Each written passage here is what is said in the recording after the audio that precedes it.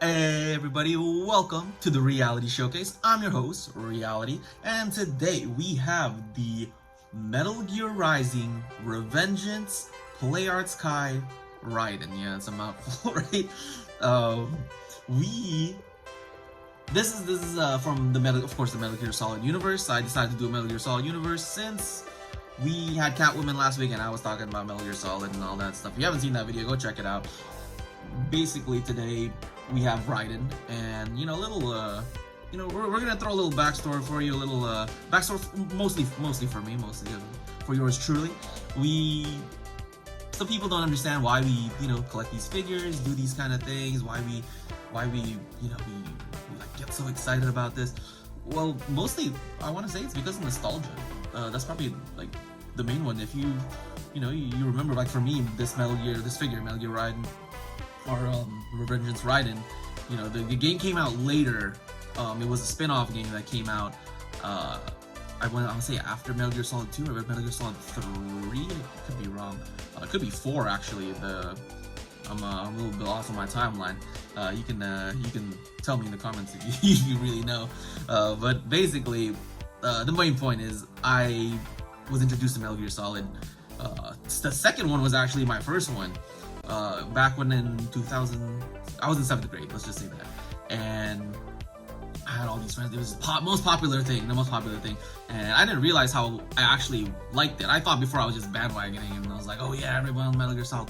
But no, as time came on, I started getting the games themselves. I started beating the games themselves, and I just thought these characters were cool, and it was amazing. And another part of, I guess, collecting figures, besides the Metal Gear Solid thing, just back in the day, back when I was a kid, at least, you go at home, you're in front of the TV, like you're playing with your whatever action figures you got, and it's just a sense of, a better time. You don't realize it till you get older, but it's always like nice. It's always just like, I want to say the most you can take out of that is creativity. It stimulates your creativity because you have all these scenarios with your action figure, and you're trying to, like, oh yeah, he's gonna fight this guy. You got like an action figure like a G.I. Joe, or you got like some other Power Ranger fighting somebody from a different video game, and it just invites a lot of creativity, and I feel like a lot of that has been lost, really.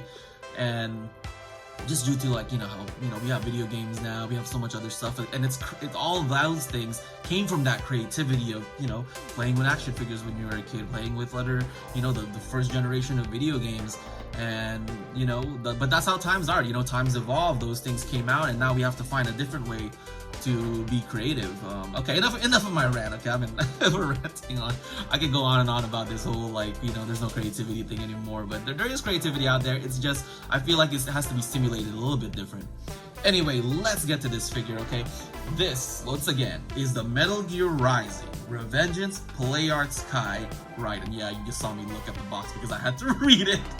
Okay, let's, what can we first say about this figure, alright? Of course, it comes with a stand.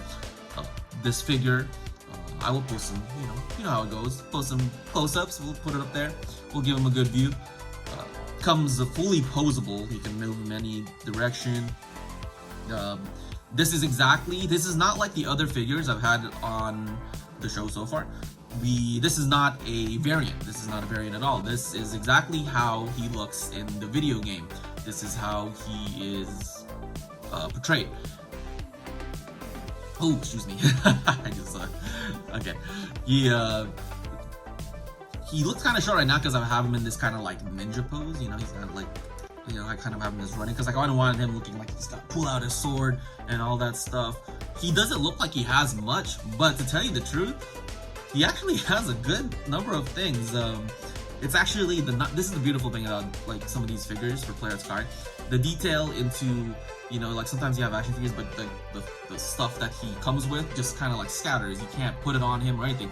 His stuff goes on him. The only things that I don't have out here that are, he's got like his hands, and then his 2 other variations of his feet, and his hair. He's got, like, can change his hair out.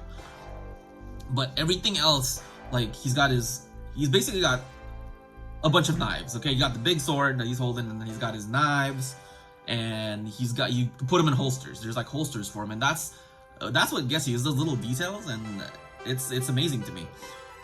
He is pretty tall. I'll put like if I haven't put it up already, there'll be a close-up of him in like a straighter position and more details. But it's a great figure. I don't really have anything really much to complain about. I think if anything, the stand, but I don't know if it's just over time. The stand's a little flimsy for this figure. When I got it, this is a more dated figure.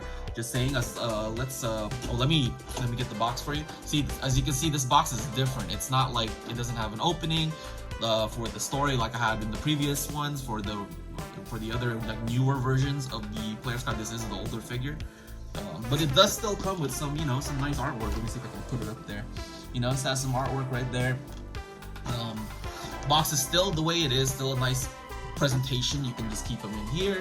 If you take care of the box, you can just have them displayed, and then you just can put them on the shelf or however you want to do it. But other than that, nothing too much to complain about. It's a great figure and I love it. And hopefully I can continue to do more of these videos. And if you like these videos, please like, subscribe, and share me with the world. Alright, till next time guys, I will catch you later. Have a good one.